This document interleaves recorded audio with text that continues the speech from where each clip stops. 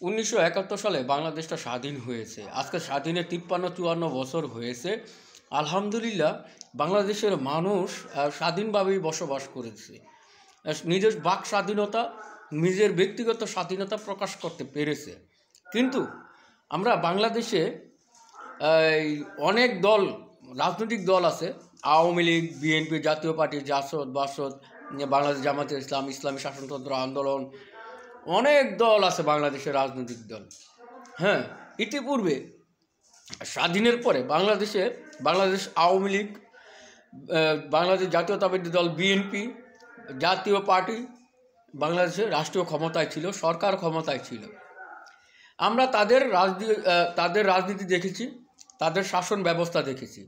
এবার 2024-এর গণ অভ্যুত্থানের পরে একটি সুন্দর একটি সম্ভাবনা তৈরি হয়েছে। বিশ্বের প্রত্যেকটা মানুষ তার স্বাধীনতার জন্য সংগ্রাম করতেছে।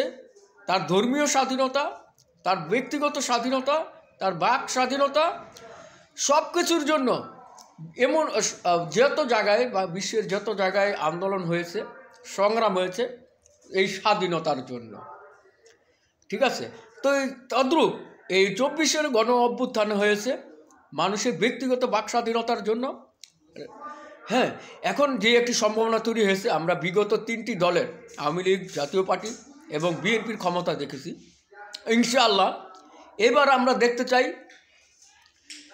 ইসলামকে ক্ষমতায়, রাষ্ট্র ক্ষমতায় ইসলামকে দেখতে চাই। ইসলাম হচ্ছে শান্তির ধর্ম। আমরা যদি মুসলমান হয়ে থাকি, আমাদের ধর্ম যদি ইসলাম হয়ে থাকে, 92% মুসলমানের দেশে ইসলামকে আমরা সাপোর্ট করা আমাদের জন্য একান্ত দায়িত্ব এবং কর্তব্য। হ্যাঁ, তো ইসলাম যদি ক্ষমতায় আছে, মানুষ শান্তি পাবে, মানুষ মুক্তি পাবে, মানুষের শান্তি দরকার আছে। আমরা বিগত অনেক সরকারকে, 3 দলকে দেখেছি, তাদের শাসন ব্যবস্থা দেখেছি। ঠিক আছে, বাংলাদেশের মানুষ শান্তিতে ছিল, বাংলাদেশের মানুষ স্বাধীনতায় বিশ্বাসী, স্বাধীনভাবেই চলতে পারছে। আমি অস্বীকার করব না যে বাংলাদেশের মানুষ স্বাধীন ছিল না। ঠিক আছে, আমি মেনে নিলাম বাংলাদেশের মানুষ স্বাধীন ছিল, ভালো ছিল, শান্তিতে ছিল। ইসলাম যদি ক্ষমতায় আসে আরও স্বাধীন থাকবে, আরও ভালো থাকবে। তাই আমরা আগামীতে ইসলামকে ক্ষমতায় নিয়ে আসব। ইসলামী আন্দোলন বাংলাদেশ, হযরত পীর সাহেব হুজুর চরমনাই কে চায়?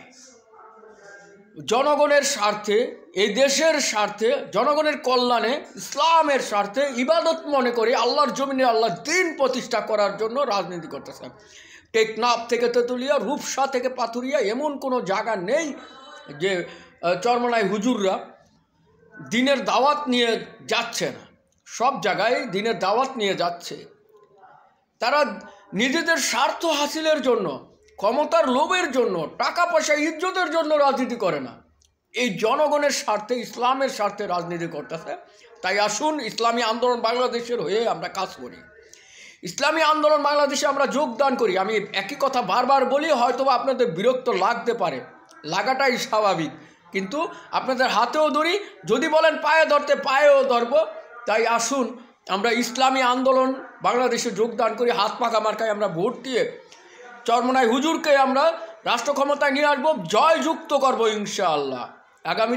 আগামীর বাংলা হবে ইসলামের বাংলা, আগামীর বাংলা হবে হাত পাখার বাংলা।